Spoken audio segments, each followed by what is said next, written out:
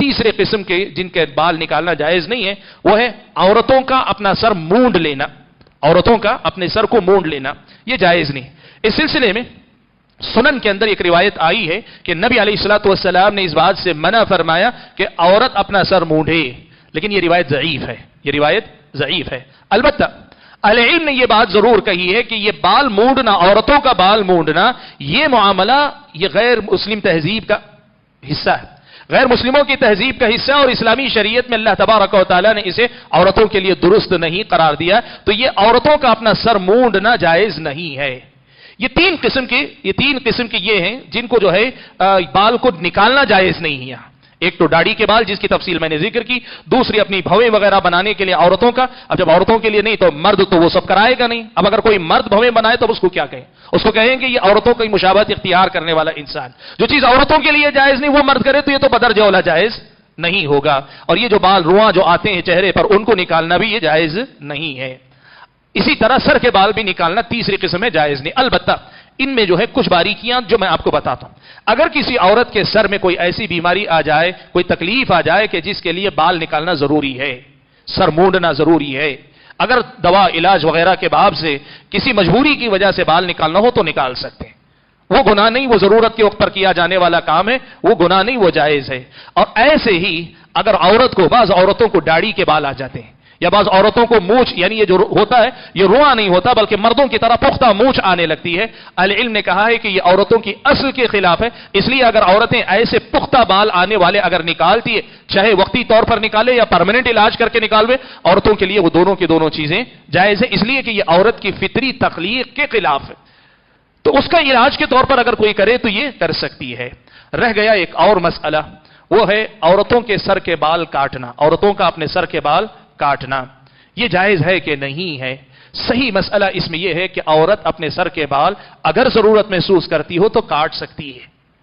بہت زیادہ لمبے کسی خاتون کے بال ہیں، وہ چھوٹے کر رہی ہے، کر سکتی ہے. یا کوئی عورت اپنے بال کو سنوارنا چاہتی ہے، سنوار سکتی ہے، لیکن اہل علم نے اس کے لیے دو شرطیں رکھی. پہلی شرط یہ کہ عورتوں کے بال کاٹ کر مردوں سے مشابہت نہیں ہونی چاہیے. یعنی کوئی عورت ایسے بال کاٹے کہ مردوں جیسا اس کا چہرہ نظر آئے، اس کا ہیئر اسٹائل یا بالوں کا طریقہ مردوں سے مشابہت اختیار کرے، یہ جائز نہیں. اس لیے کہ اللہ کے نبی صلی اللہ علیہ وسلم نے ان عورتوں پہ لعنت بھیجی ہے جو مردوں سے مشابہت اختیار کرتی، اس لیے. اور دوسری شرط یہ ہے کہ بال کے کاٹنے میں سماج کی جو بری عورتیں سمجھی جاتی، شریعت کی نظر میں جو بری ہیں، دنیا کی نظر میں نہیں، شریعت کی نظر میں جو فاسق عورتیں شمار ہوتی ہیں، بے دین عورتیں شمار ہوتی ہیں، واضح الفاظ میں کہیں تو نئے زمانے میں جو فیشن کی ایک پہچان بنتی ہیں مختلف سیریلوں یا فلموں کی ایکٹریسز وغیرہ، ان سے مشابہت اختیار کرنے والی کٹنگ یا بال کٹوانا بھی عورت کے لیے جائز نہیں. ہاں خود اپنی خوشی سے اپنے شوہر کے لیے، اپنے لیے ایسے انداز میں بال کاٹتی ہے جس سے اسے بال لمبے ہوں تو آسانی ملے، یا شوہر کے سامنے اس کی شکل و صورت اچھی رہے. اسلامی شریعت میں اس کی جواز ہے. وجہ یہ ہے کہ اس سے منع کرنے کی کوئی دلیل نہیں ہے. یہ ہوئے بالوں سے متعلق وہ احکام کہ جن کا چھونا جائز نہیں ہے. اب رہ گئے تیسرے قسم کے بال. یہ وہ بال ہیں جیسے آدمی کے ہاتھ کے بال ہیں، کسی کے ہاتھ پہ بہت زیادہ، کاندھے پر آ گئے، سینے پہ بال آ گئے، پیٹھ پہ بسا اوقات کاندھوں پہ سب بال آ جاتے ہیں ایسے، یا پیروں پر بال آ گئے ہیں. یہ سارے بال ایسے ہیں کہ انسان کو اختیار ہے، مرد کو بھی ہے، عورت کو بدرجہ اولا ہے.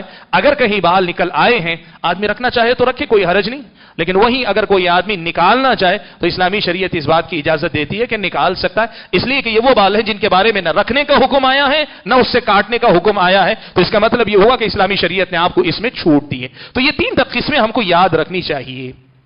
یہ ہوئی بات سب سے پہلے بالوں کا بنیادی مسئلہ. ہم آتے ہیں دوسرے مسئلے کی طرف، اور وہ مسئلہ ہے بالوں ہی کے سلسلے میں کہ بالوں کا جوڑ لگانا. جیسے کسی کے سر میں بال گرنے لگیں، کسی عورت کے سر پہ بال گرنے لگیں اور وہ جوڑ لگائے، اور ایسے ہی مرد کے سر پہ بال گر جائیں تو بال جوڑ لگانا چاہے. مردوں کے ہاں رواج نہیں ہے. عورتوں کے ہاں پہلے کیا تھا، نقلی بالوں کا جوڑا جو ہے لگاتی تھی. آپ کو یاد ہوگا، بہت سارے لوگوں نے بچپن میں دیکھا ہوگا، عورتیں گھروں کے پاس بال لے کر آتی تھی. اب تو باقاعدہ بال ملتے ہیں، باقاعدہ لوگ لگاتے ہیں. ایسے اضافی بال، زائد بال لگانے سے اللہ کے نبی صلی اللہ علیہ وسلم نے منع فرمایا. اللہ کے نبی نے فرمایا لعن اللہ الواصلۃ والمستوصلۃ، جو جوڑ لگاتے ہیں یا جوڑا لگاتے ہیں، ایسی خاتون لگانے والی اور لگوانے والی دونوں پر اللہ تعالیٰ کی لعنت ہے.